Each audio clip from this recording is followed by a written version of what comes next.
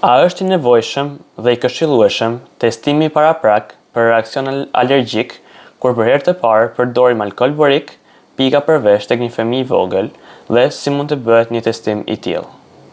Po, veçanërisht tek fëmijët e vegjël është i këshillueshëm një test paraprak për reagimin alergjik. Kjo sepse lëkura e tyre është delikate dhe mund të reagojë në mënyrë të paparashikuar ndaj lëndëve përbërëse të këtij bari, siç janë acidi borik, vetë alkooli apo lëndët e tjera ndihmëse.